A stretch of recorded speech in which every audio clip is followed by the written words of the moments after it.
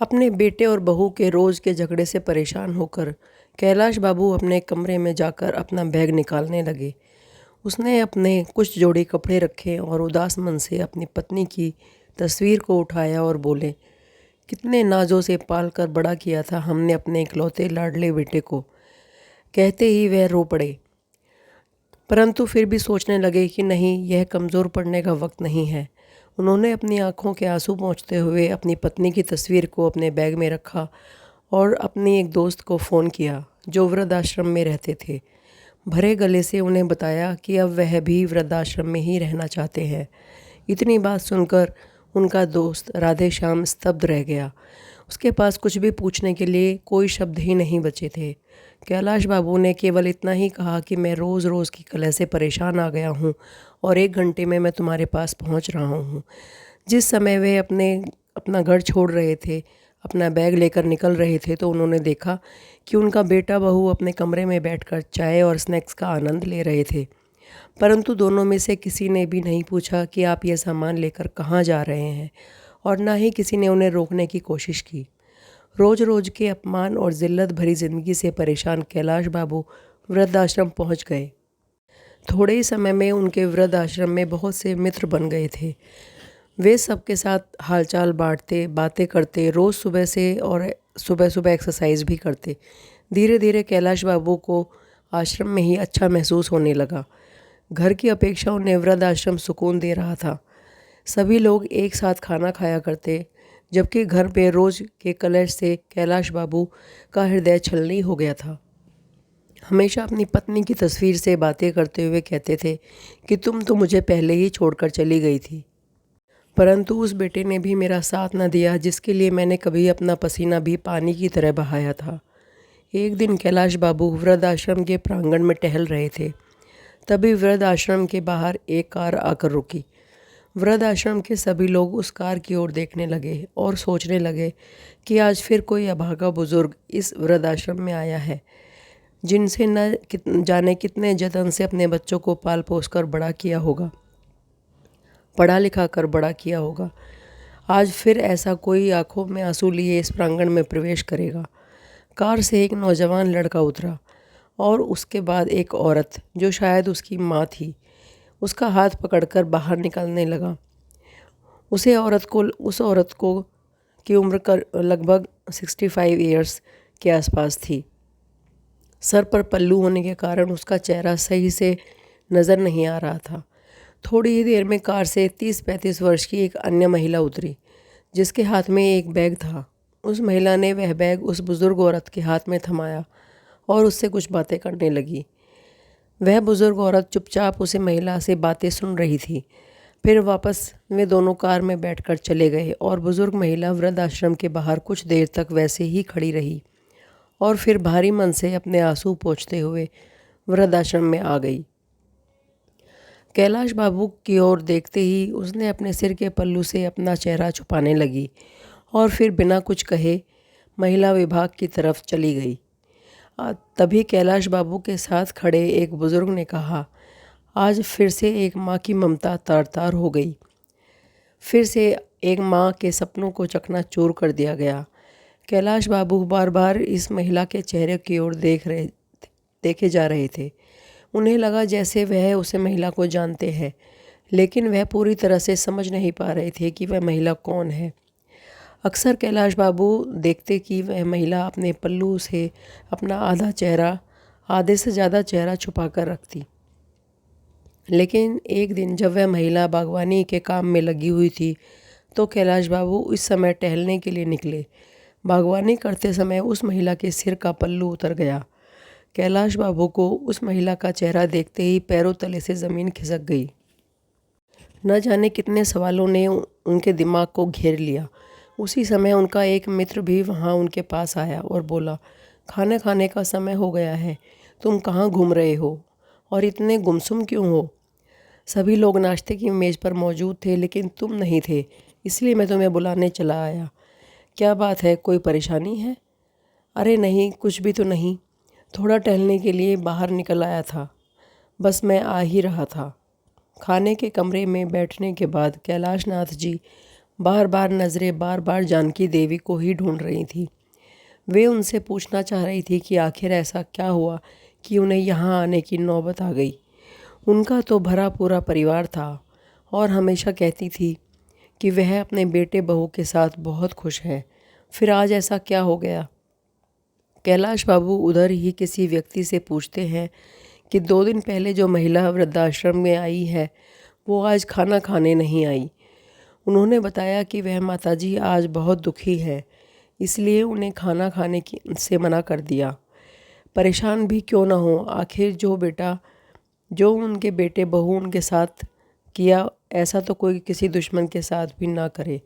वह बार बार अपने घर को याद कर रही हैं, सुबह से अपने कमरे में बैठी रोए जा रही हैं, इसलिए उनका ध्यान भटकाने के लिए उन्हें बागवानी करने का काम दिया गया है।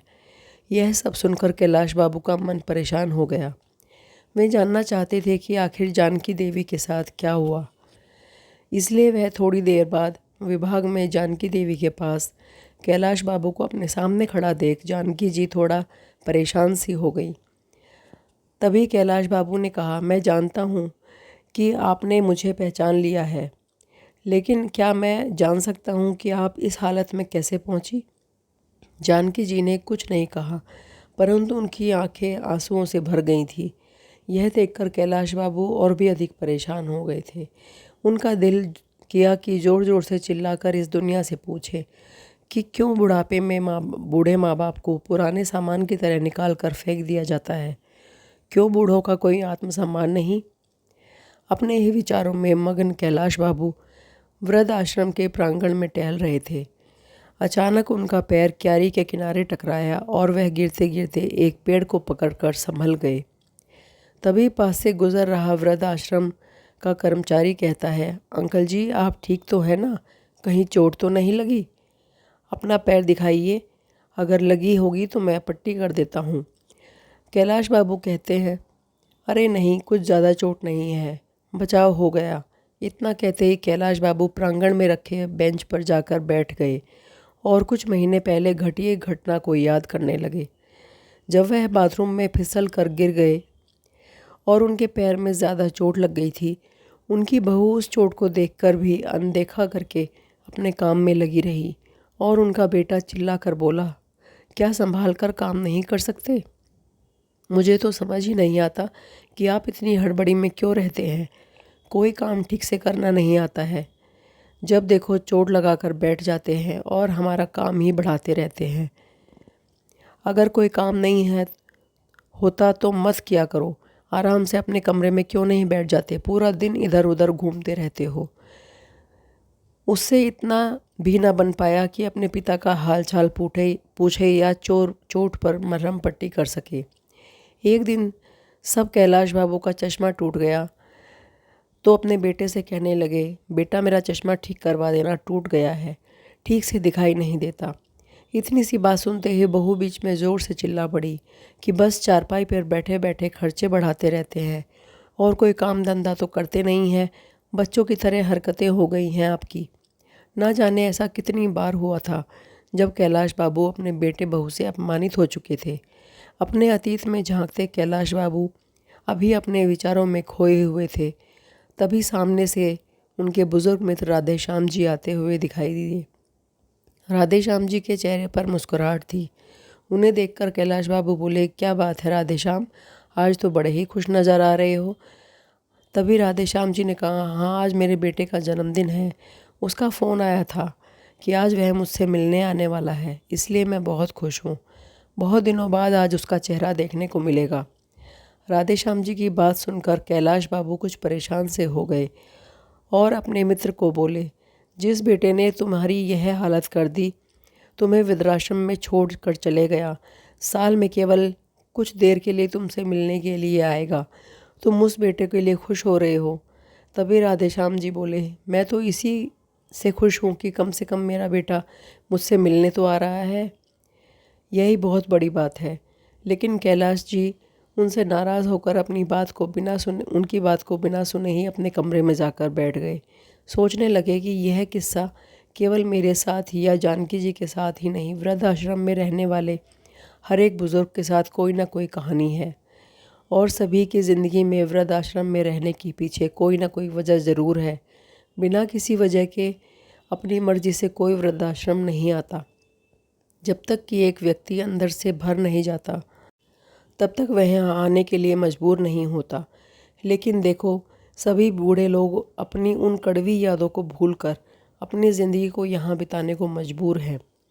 कुछ लोग समय के हिसाब से स्वयं को ढाल लेते हैं और कुछ खुश रहने की कोशिश करते हैं, जबकि कुछ लोग मेरे जैसे हैं जो हमेशा अपने बच्चों को, अपने बेटे बहू को, अपने पोते पोती को याद करके आंखों में आंसू बहते रहते हैं, बार बार अपने घर परिवार को याद करते हैं।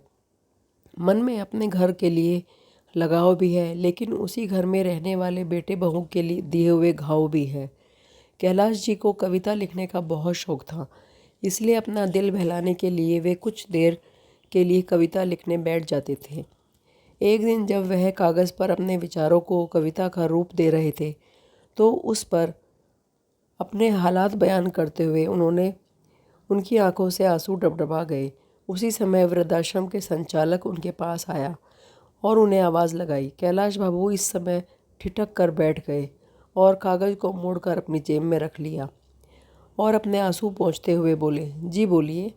कैलाश जी, आपका बेटा और बहू आपसे मिलने आए हैं, साथ में आपका पोता भी है। यह बात सुनकर कैलाश जी हैरान हो गए, साथ में उनके चेहरे पर नफ़रत के भाव भी आ गए। सोचने लगे कि आज मेरे बेटे को मेरी याद कैसे आ गई। जब ऑफिस में गए तो इस समय उनके 5 वर्ष का पोता गोलू उन्हें देखते ही दादू दादू बोलते हुए झट से उनकी ओर दौड़ा और उनकी टांगों से चिपक गया। कैलाश बाबू की आंखों से आंसू छलक पड़े। अब तक वे मन मारकर वृद्धाश्रम में जैसे तैसे जी रहे थे, लेकिन अपने पोते को देखते ही उनका दिल कमज़ोर पड़ने लगा। परंतु फिर अचानक दिमाग में विचार आया कि यह वक्त पर मजबूती से अपने निर्णय पर टिके रहने का है। ऐसा सोचते हुए गुस्से से अपने बेटे की ओर देखते हुए बोले, तुम यहाँ क्या कर रहे हो? चले जाओ यहाँ से, मुझे किसी से मिलने की कोई ज़रूरत नहीं है। मैं यहाँ बहुत खुश हूँ और अपनी ज़िंदगी बड़े आराम से काट रहा हूँ। कम से कम यहाँ पर तो मेरे साथ हंसने बोलने वाला कोई है। वह पिताजी, दरअसल बात यह है कि आज गोलू का जन्मदिन है और हमने घर पर पार्टी रखी है। गोलू की ख्वाहिश है कि आप भी उस के जन्मदिन पर उपस्थित रहे, इसलिए आप आएंगे तो पोते को भी अच्छा लगेगा। तभी कैलाश बाबू बोले, देखो, मैं वह घर छोड़ चुका हूँ और अब मैं दोबारा नहीं जाना चाहता। इस समय उसका बेटा बोला, पिताजी आप घर चलिए, यहाँ आपके मित्र भी पार्टी पर आ रहे हैं, मैंने उन्हें भी बुलाया है। सभी आस पड़ोस वाले रिश्तेदार भी आएंगे। सब लोग आएंगे तो आपके बारे में पूछेंगे तो हम क्या कहेंगे? तभी कैलाश बाबू बोले, अच्छा, तो आज मुझे मेरे बेटे के जन्मदिन के लिए बुलाने नहीं बल्कि अपनी इज्जत बचाने के लिए तुम मुझे बुलाने आए हो। सभी रिश्तेदार आएंगे तो पूछेंगे तुम्हारे पिताजी कहाँ हैं, तो तुम क्या जवाब दोगे? इसलिए तुम मुझे बुलाने आए हो। अभी के अभी चले जाओ यहाँ से, मैं कहीं नहीं जाने वाला हूँ। तुम लोग कितने स्वार्थी हो गए हो।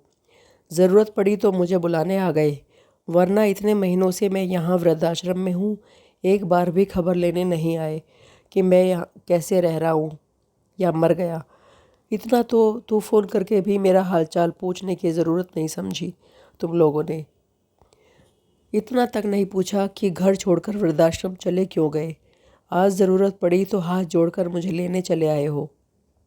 नहीं, अब मेरा घर यही है, मैं नहीं जाऊंगा अपने घर को छोड़कर। ऐसा कहते हुए कैलाश जी बाबू अपने कमरे की ओर जाने लगे। तभी बेटा और बहू दोनों ने आपस में प्लान बनाया कि पिताजी ऐसे नहीं मानेंगे, कुछ तो करना पड़ेगा, तभी हम इन्हें अपने घर लेके जा सकेंगे और रिश्तेदारों के ताने सुनने से बच सकेंगे। इसलिए दोनों रोनी सूरत लेकर कैलाश बाबू के पास गए और गिड़गिड़ाते हुए कहने लगे, पिताजी माफ़ कर दो, आपके पोते का जन्मदिन है, क्या आपको पोते की खुशियों में शामिल होने का मन नहीं कर रहा? इतनी बात सुनकर कैलाश बाबू का दिल पिघलने लगा। तभी गोलू बोला, चलो ना दादू, बहुत मस्ती करेंगे। अपने पोते की बात सुनकर कैलाश बाबू खुद को रोक नहीं पाए, परंतु दोनों बेटा और बहू की करतूत की वजह से वह घर नहीं जाना चाहते थे। लेकिन गोलू ने कहा तो वे घर जाने के लिए तैयार हो गए। फिर बोले, लेकिन मेरी एक शर्त है। मैं घर पर चलूँगा और जैसे ही गोलू का जन्मदिन हो जाएगा उसके बाद मुझे वृद्धाश्रम वापस आना है और तुम लोग मुझे वृद्धाश्रम तक छोड़ने आओगे। बेटा बहू इस बात के लिए तैयार हो जाते हैं। गोलू का जन्मदिन बहुत धूमधाम से मनाया जाता है। सभी रिश्तेदार और आस पड़ोस के लोग बहुत अच्छे से मिलते जुलते हैं। कैलाश बाबू के पुराने मित्र भी आज उन्हें बहुत दिनों बाद मिले, परंतु कैलाश बाबू ने किसी को कुछ नहीं कहा।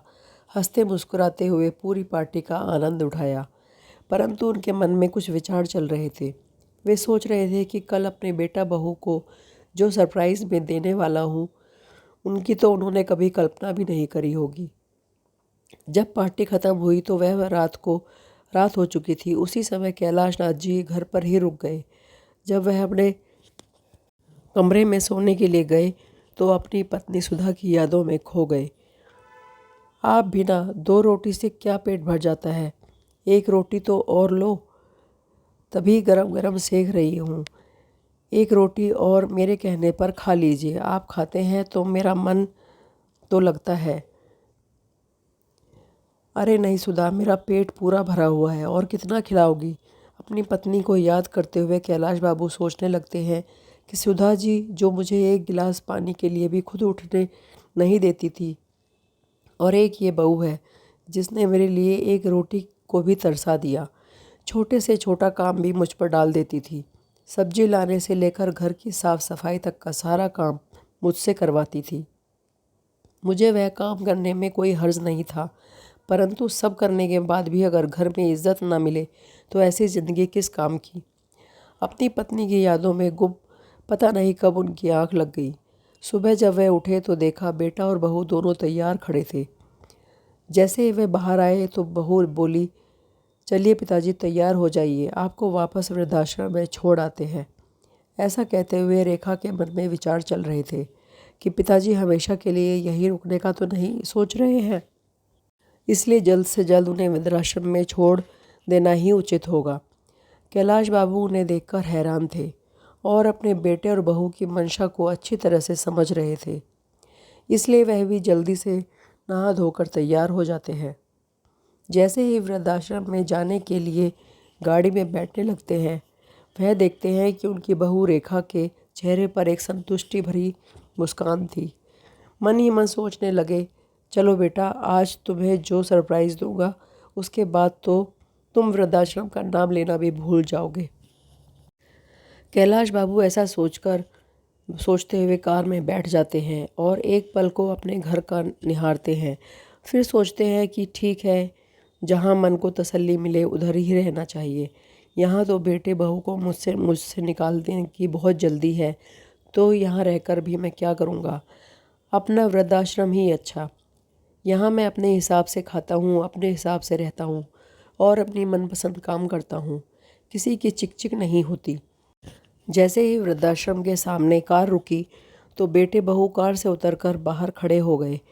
कैलाश बाबू भी कार से निकले और अंदर जाने लगे।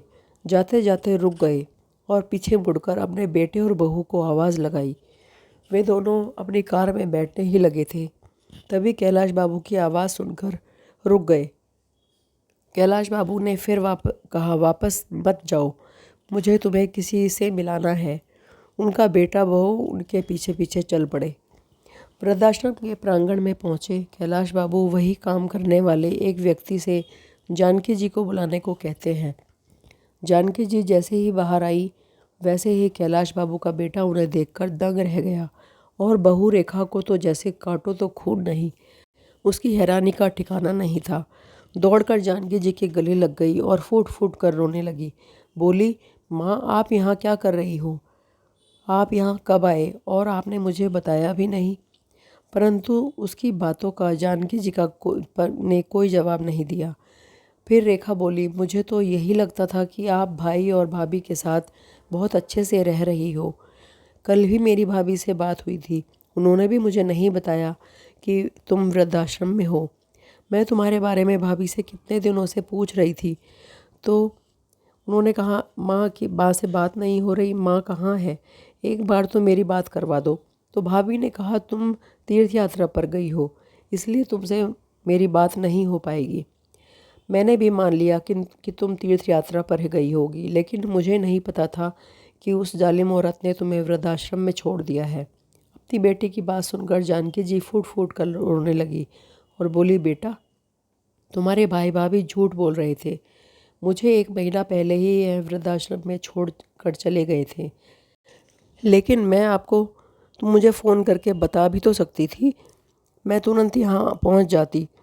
उन लोगों की हिम्मत कैसे हुई मेरी माँ के साथ ये सब करने की। इतना कहते हुए रेखा अपनी माँ से लिपट गई। मैं तुम्हें फ़ोन करके कैसे बता सकती थी? जिस दिन वृद्धाश्रम में मैं आई, मैंने तुम्हारे ससुर जी को यहाँ देखा। इसका मतलब तो यह हुआ कि तुम में और तुम्हारी भाभी में कोई फ़र्क नहीं है। फिर मैं तुम्हें फ़ोन करके कैसे तुम्हारे भाई भाभी की करतूत के बारे में बताती? इतना कहते हुए जानकी जी ने उसे अपने से अलग कर दिया। तुम मेरी बेटी कहलाने के लायक नहीं हो, इसलिए मुझसे दूर रहो। यदि मेरे बेटे बहू ने मुझे घर से निकाला है, तो मेरी बेटी ने भी अपने ससुर को घर से निकाला है। तो कुल मिलाकर मेरी दोनों औलादें ही निकम्मी निकली। अब तो मुझे स्वयं को तुम्हारी माँ कहने पर भी शर्म आ रही है। एक ने अपनी माँ को घर से निकाल दिया और एक ने अपने ससुर को घर से निकाल दिया। अपनी माँ की बात सुनकर रेखा का सिर शर्म से झुक गया। माँ, मुझे माफ़ कर दो, मैं बहुत शर्मिंदा हूँ।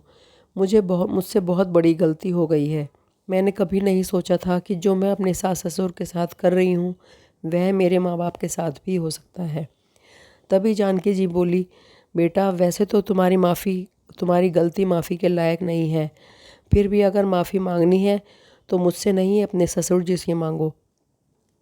अपनी करतूतों पर शर्मिंदा हुई रेखा ने अपने ससुर जी की ओर मुड़ी और उनके पैरों में गिर गई। मुझे माफ़ कर दीजिए पिताजी। तभी रोहन भी माफ़ी मांगते हुए कहा, अब आप दोनों हमारे साथ घर चलिए, हमें अपनी सेवा करने का मौका दीजिए। तो कैलाश जी और जानकी जी दोनों ने ही घर आने से मना कर दिया और कहा कि अब हम बहू बेटे या बेटी के पास नहीं रहना चाहते, हम वृद्धाश्रम में ही सुखी हैं। दोनों ने लाख मना करने पर भी कोशिश की, परंतु कैलाश जी और जानकी जी का एक ही जवाब था, एक बार धोखा खा चुके हैं। इस उम्र में हमारे शरीर में इतनी जान नहीं बची कि बार बार अपने बच्चों द्वारा दिए गए धोखे झेल सकें। इतना कहकर कैलाश जी और जानकी जी अपने अपने कमरों में चले गए।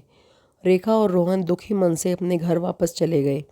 घर पहुंचकर उन्होंने देखा कि पिताजी के कमरे में उनके बिस्तर के ऊपर एक कागज़ रखा था, जो शायद उनकी जेब में से निकलकर गिर गया था। जब रोहन ने उस कागज़ को खोल कर देखा तो उसमें पिताजी की एक कविता लिखी हुई थी।